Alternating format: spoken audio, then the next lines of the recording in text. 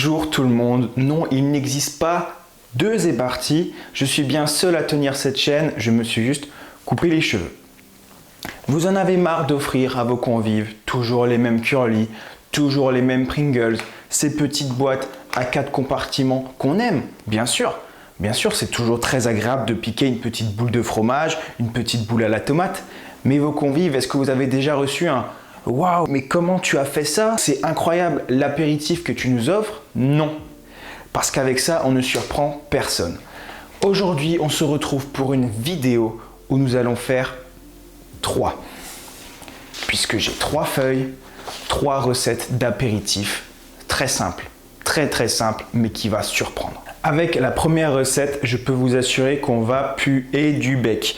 Mais c'est pas grave, c'est une recette qui m'a un peu intrigué, c'est un cake salé roquefort poire. Donc déjà le mélange sucré-salé, personnellement je suis fan, donc c'est vraiment ma came. Le roquefort j'aime bien à petite dose, donc on va voir ce que ça peut donner dans un cake. Alors c'est sûr que là, vos convives, vous allez les surprendre, en bien ou en mal. Le plus important, c'est de surprendre. On commence par 180 g de farine, auquel on va ajouter nos 3 œufs. Et en bas, mettez la levure chimique avant parce que là, j'ai une grosse pâte. J'ai peur que ça ait du mal à s'intégrer dedans. C'est un sachet de levure et ouf parce que je l'ai vraiment balancé comme ça. Ça aurait pu être un demi-sachet que j'aurais eu l'air très con. La petite pincée de sel qu'on adore. Hop là. Maintenant qu'on a ça, on ajoute 10 centilitres de lait, soit 100 ml. Et au niveau de l'huile, c'est 8 centilitres. Donc 80 ml. Donc c'est du lait végétal que je prends. C'est du lait soja calcium nature. Il est très bon à boire comme ça. Hop, 100 ml. On mélange. Et mon fouet il va me lâcher. Mais je sens qu'il va lâcher en pleine vidéo et je vais avoir l'air con. Bon, j'ai au pire un batteur électrique, mais bon, on va éviter. Voilà, on rajoute les 80 ml d'huile. Ah là là, on voit rien sur ce doseur. Bon, en même temps, je suis du mauvais côté. Après ça, là, j'ai pris de l'huile d'olive hein, parce que c'est vraiment délicieux ce truc. J'en bois tous les matins d'ailleurs. Un petit shotter. Hop là, voilà. Ça, on peut le mettre de côté parce qu'il va falloir couper tout le reste. C'est-à-dire, on va couper les poires, on va couper le roquefort, on va concasser un peu les noix. Et après, on ajoutera tout ça à la préparation. Donc voilà ce qui reste hein, de ma planche à découper. Elle s'est bien pétée en deux. Bon bah c'est des choses qui arrivent. Je pense que la prochaine, on va la prendre en plastique. Hein, parce que déjà, le bois, c'est pas très hygiénique. Et en plus, bah, ça se casse quand c'est pas de bonne qualité. On va commencer par les poires. Les poires, ils nous disent de les éplucher. Honnêtement, je vais pas le faire parce que c'est très bon la peau et puis la peau de la poire c'est pas non plus, c'est pas très dur puis en plus ça va cuire. Donc, franchement, faites comme vous le sentez. Je vous dis que ils disent d'éplucher, donc vous pouvez le faire. Sachez qu'il y a toute une histoire derrière ces poires. Non, je rigole. Je voulais faire genre que j'avais quelque chose d'intéressant à dire, mais non, pour le coup il y a vraiment rien derrière ces poires. C'est des poires françaises qui proviennent de grandes chaînes françaises. Et on découpe nos petites poires. Pac, pic, poc, puc, pike. Oh, c'est peut-être des gros morceaux ce que je fais. Oh oui, c'est des gros morceaux. Je vais les reprendre un peu. Tac, tic, tuc, pic, pec. Et une demi-poire. Ce que je vais faire, c'est que je vais les couper comme ça. Et vous, c'est quoi votre fruit préféré? C'est vrai que la poire, ça sent super bon. Mais moi, je vais pas commencer à parler de mon fruit préféré parce que sinon, la vidéo risque de durer quelques petites heures. Parce que la Mirabelle, c'était juste un délice. Donc voilà, c'est la Mirabelle, mon fruit préféré. Pour moi, c'est un fruit qui vient de... Je sais pas, c'est une des merveilles du monde. Il n'y a rien de plus réconfortant, nourrituralement parlant. C'est vraiment la Mirabelle. Malheureusement, la période de la Mirabelle, c'est toujours beaucoup trop court.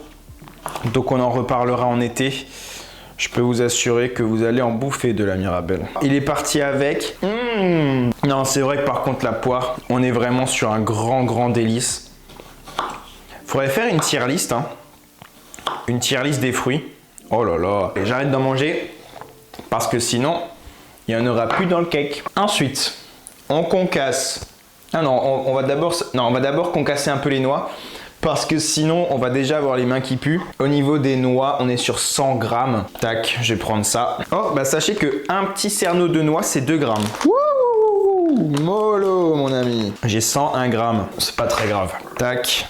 Je vais pas prendre le bon couteau là pour concasser. Hein. Tac, je vais prendre les petits couteaux. Et si je fais comme ça? Comme quoi la violence, parfois, ça résout des choses. Hein. Ah, c'est bon, on va arrêter là avec le couteau. Ça prend 3 ans. Là, c'est des gros morceaux de noix. Je pense qu'on va faire quand même plus petit. Tac, tac. Parce que moi, ce que je vais faire, vous pouvez les garder plus gros si à la fin, vous allez le mettre dans un grand moule. Moi, je vais faire des petits cakes. Ok, ça a l'air pas mal. Voilà, on a des morceaux comme ça, là. Ça reste des bons petits morceaux. On met ça avec. Je vais aller me laver les mains vite fait. Parce que je m'en suis foutu partout. Je suis en train de me laver les mains. Parce que le robinet est juste là. Donc voilà. Preuve. Me revoilà. Étape suivante, le roquefort. Vous en pensez quoi, vous, du roquefort? Ça pue. Ça pue. Je pense que c'est vraiment le fromage qui oppose le plus. Parce que soit tu kiffes, soit vraiment c'est hors de question d'en manger. Moi je kiffe, je vous en ai déjà parlé au début, je crois que je kiffe. À petite dose bien sûr. Là on va devoir prendre 150 grammes. Oui, attendez. Ça sent pareil, c'est ouf. Non mais j'ai du roquefort, c'est pas ouf. 132 grammes, 148 grammes. Et je me suis fait arnaquer de ouf. Ah non, il y a pile 180 grammes, c'est fou. C'est fou ce qui se passe, il y a pile 180 grammes. Et c'est censé être 180 grammes. Ah, il y a du jus de roquefort. Et non, je me suis vraiment fait avoir. Il est censé avoir 190 grammes. Ah, les enfoirés. Je pourrais porter plainte, hein, mais je vais pas le faire. Ah là. Et là, on va... Oh, et c'est bon. Hein. Là, je viens d'en avoir dans la bouche. C'est vrai que c'est bon. Ce que je vais faire, je vais couper et directement mettre dedans à chaque fois. Parce que c'est difficile d'avoir des vrais morceaux. Hein. Je pense on tombera pas vraiment sur des morceaux de roquefort. Parce que c'est coulant. Un pour moi, un pour le saladier. Et c'est trop bon. Je crois que ça va me faire rentrer dans une phase roquefort, en déplaise à ma copine. Gna gna gna, tu sais que c'est du moisi. Mais je m'en fous, vous pouvez penser ce que vous voulez. C'est pas mon problème. Mes mains sont propres et sachez que je ne suis pas allé les laver. Je viens de me régaler en me léchant mes propres doigts. Et maintenant, on va mélanger tout ça. Je vais prendre une cuillère. Non. Si. Je sais pas encore. Si. Le mélange est beaucoup plus simple. Et on a oublié encore une étape. Hein. Enfin, j'ai pas oublié, mais c'est pas fini. On doit encore mettre le gruyère râpé dedans. J'ai pas pris juste de l'emmental, hein, c'est du râpé 3 fromages, masdam et mozzarella dedans. Et ça, on va mettre 100 grammes. On a 100 grammes et on mélange.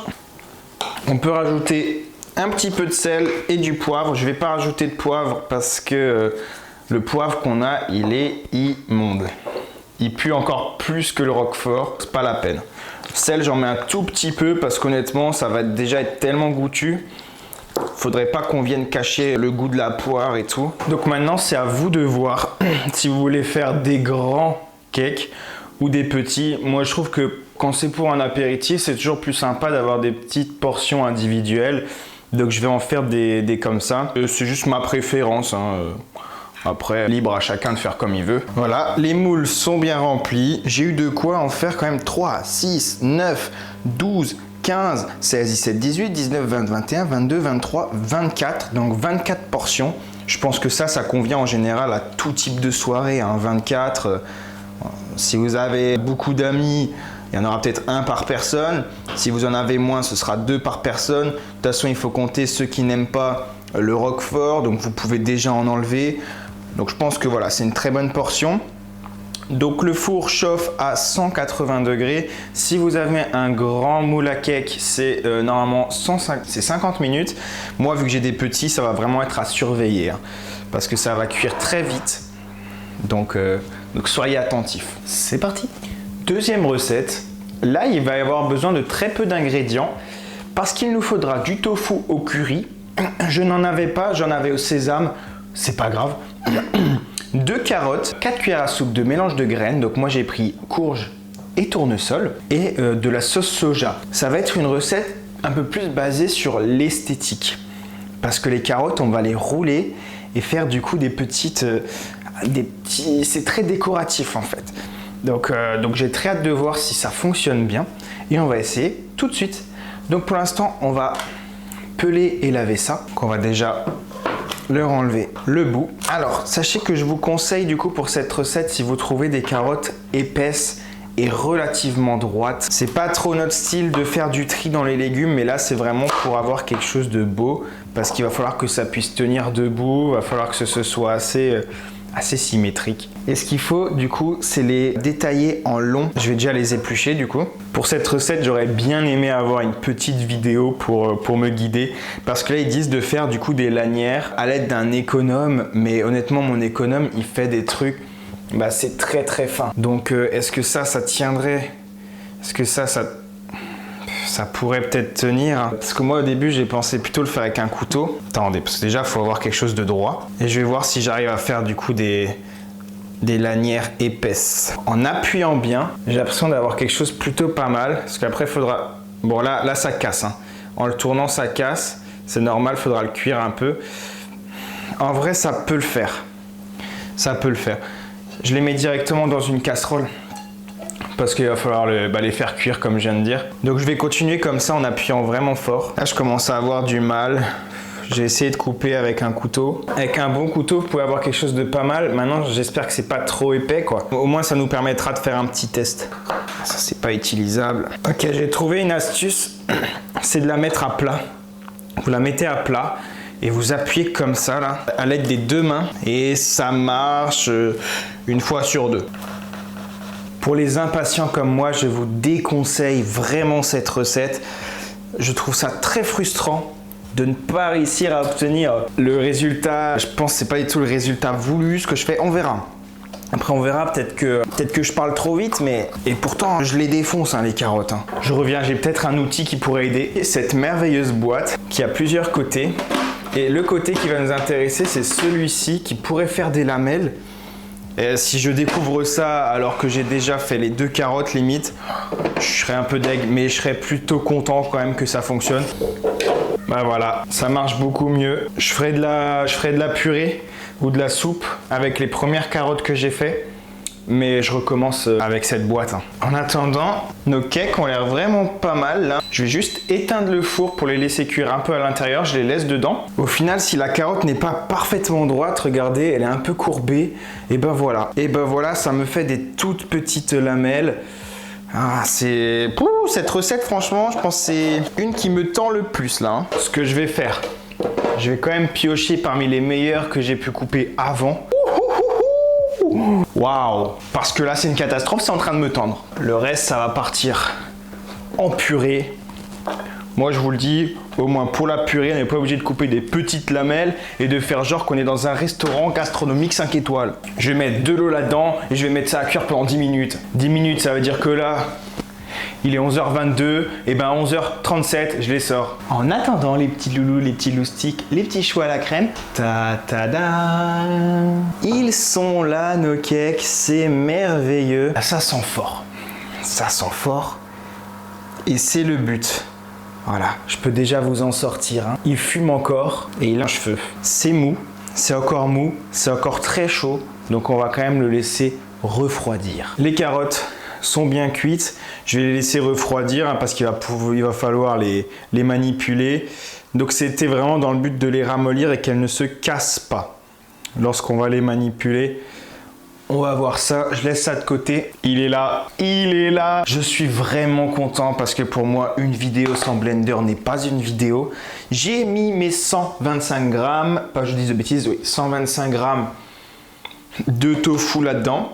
On va mettre avec ça la sauce soja, elle est là. Sauce soja, on est sur quoi?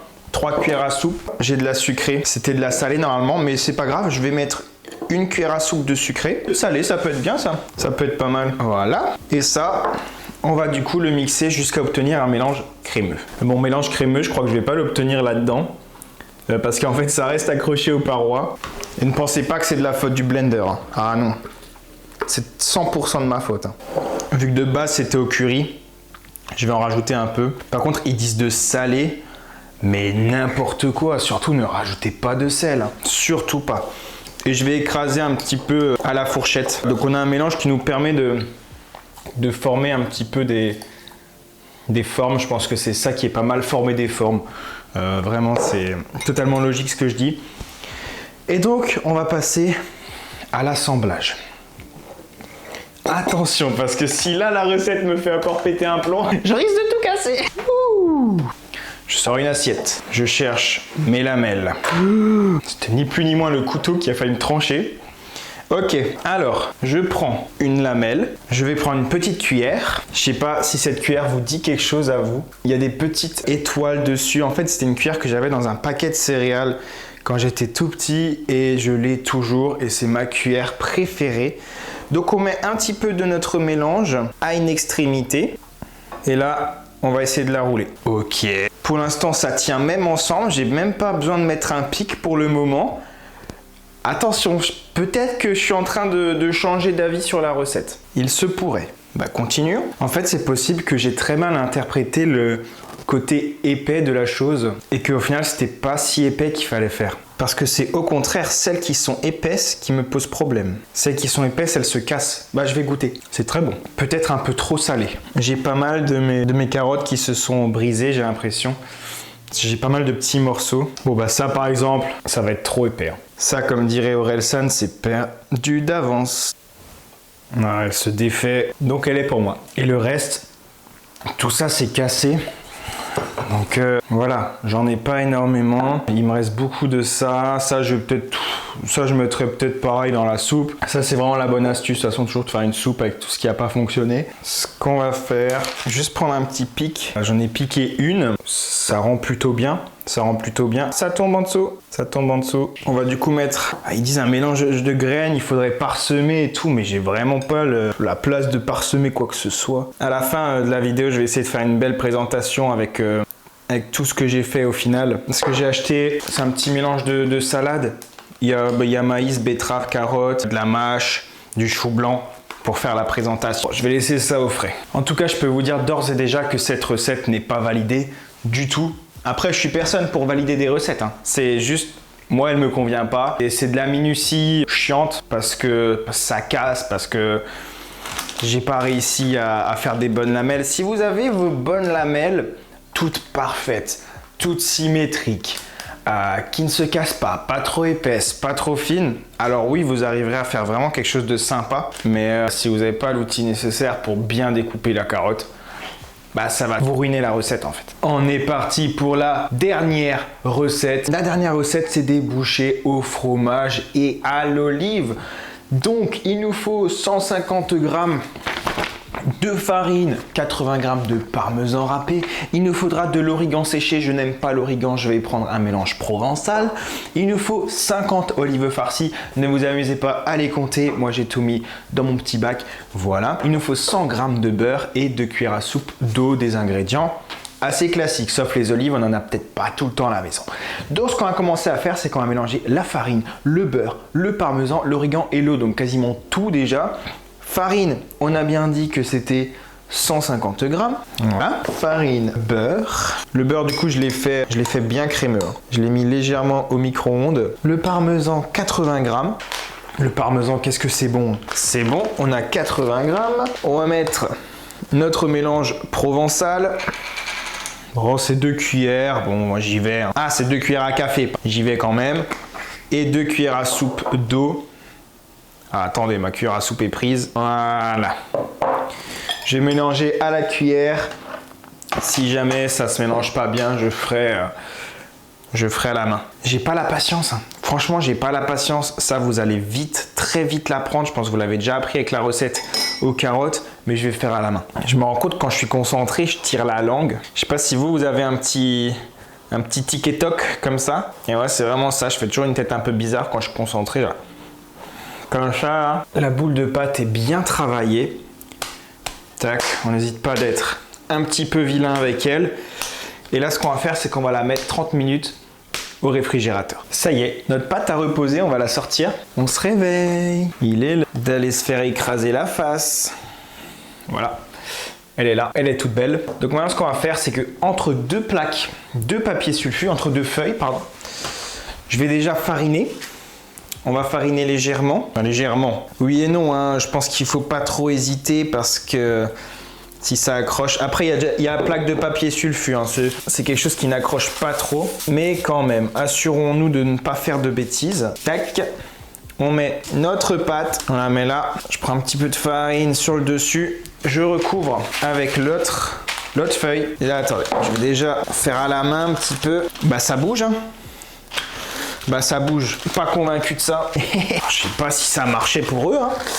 Mais bon, je pense, sinon ils en auraient pas fait une recette. Elle est peut-être un peu trop froide. J'essaye de bloquer avec mon corps. Ah, putain, j'ai surtout foutu de la farine partout, hein. Allez, je pense qu'il faut que ce soit quand même assez fin. Attendez, je suis plein de farine. Je vais me taper un peu dehors parce que sinon... Ok. C'est que là, je prends du coup la vraie plaque sur laquelle je vais cuire tout ça. Et il faut prendre des ronds de 4 mm de diamètre. Donc je fais des ronds. C'est pas du tout bien réparti ce que j'ai fait. On prend une olive farcie. C'est trop petit, hein. 4 cm. Ah, quoique. Non. Je vais essayer la taille au-dessus. Parce que là, on a une boule, certes, mais qui risque de craquer, par exemple là. Donc ça va pas le faire. Ouais, il faut que je refasse tout, hein. Dommage, vraiment dommage. Par contre, au niveau de l'épaisseur, je pense qu'on était plutôt pas mal. Quand même refariner un peu, étaler la farine un peu. Ouais. Je pense qu'on est mieux. Voilà. C'est très épais quand même ce que j'ai fait, hein. C'est très épais. On ferme bien. Vous savez ce que je vais faire? Vu que c'est très épais, je vais un petit peu les aplatir. Ce sera même plus simple pour moi pour mettre les olives qu'on referme. Cette fois-ci, on n'est pas sur des recettes rapides, hein, finalement. À part le cake. Le cake au roquefort, ça c'était très rapide. Et sinon, c'est que des... ça demande quand même de la préparation. Moi, vu que je filme, c'est un peu différent. Ça me prend un petit peu plus de temps parce qu'il y a... il y a un peu plus de préparation à faire. Mais en une matinée, tout se fait. J'ai commencé à 10 h. Il est 13 h. En une matinée, vous le faites. Ce qu'il faut que je fasse, c'est pendant 20 minutes, dès que je les aurai toutes faites, mes bouchées, elles iront au frais. Elles iront un petit peu au frais. Et puis seulement après, je les mettrai à cuire. C'est pendant 30 minutes au frais. Et puis après, ce sera 20 minutes au four à 180 degrés. Moi, je vais terminer de les faire. Et puis, on se retrouve dès que les bouchées sont terminées, dès que tout sera terminé. Pour vous, c'est tout de suite. Pour moi, c'est dans une petite heure. Nous y sommes. J'ai pris 4 heures pour faire un roulé de carottes et une bouchée aux olives. Non, c'est faux, évidemment. J'ai de plus grosses quantités, mais il m'en faut pas plus pour découvrir individuellement toutes ces choses. On va commencer par la bouchée aux olives. C'est une bouchée, donc on n'en fait qu'une bouchée, hein, évidemment. Waouh! Mais c'est délicieux! Mais tu me mets ça à un apéro, mais tu peux être sûr qu'en 5 minutes chrono, il n'y a plus rien. Moi, il était encore un peu chaud. Mais frais, je pense que tout frais, ce sera même encore meilleur. Waouh, je m'attendais pas à un tel résultat. Ça vaut vraiment le coup de faire individuellement chaque bouchée. Ce qu'il faut savoir, c'est que certaines se sont ouvertes. Est-ce que ma pâte était trop épaisse? Est-ce que j'ai pas assez fermé? Parce que certaines sont restées quand même fermées. Donc, après, c'est pas grave, hein. C'est joli, hein. Tant que l'olive elle tombe pas, il y a pas de problème. Bref, vraiment délicieux, hein. La pâte est très bonne. Il y a vraiment ce léger goût de parmesan. L'olive qui surdomine. C'est parti. Les carottes. Je vibre pas, hein. C'est bon. Attention, j'ai pas pris de tofu au curry. Mais même, non. Honnêtement, pour moi, ça vaut pas le coup de se prendre la tête parce que je trouve pas ça exceptionnel. C'est très joli sur une assiette. Je vous montrerai. J'ai fait une petite assiette. C'est vrai que le rendu peut être vraiment pas mal. Mais je déconseille de le faire. Relativement fade. Trop de sauce soja. C'est vraiment très salé. Il manque une petite, je sais pas, peut-être même un petit peu de jus de citron pour ajouter un petit peu d'acidité, parce que c'est trop doux, c'est trop... Il n'y a rien de spécial à dire dessus, quoi. Je me fais ok, voilà. Dernier petit apéro à goûter, c'est notre cake. Magnifique à l'intérieur, c'est trop bon. Le roquefort, c'est vraiment adouci, mélangé à tout ça. Il n'y a pas du tout ce truc où je mange du roquefort. Non. Le tout forme un mélange harmonieux, c'est stratosphérique. Et puis parfois on va croquer sur une noix, parfois on va croquer dans de la poire qui, évidemment le goût de la poire c'est aussi atténué parce que il y a le roquefort à côté, parce qu'il y a la noix à côté. Donc voilà, la poire va avoir du mal à faire parler d'elle, mais on ressent quand même le côté sucré. Et tout va si bien ensemble, c'est un délice. Sur ce, je viens d'entendre sonner, mes invités arrivent, il faut que je prépare l'apéritif. Au revoir.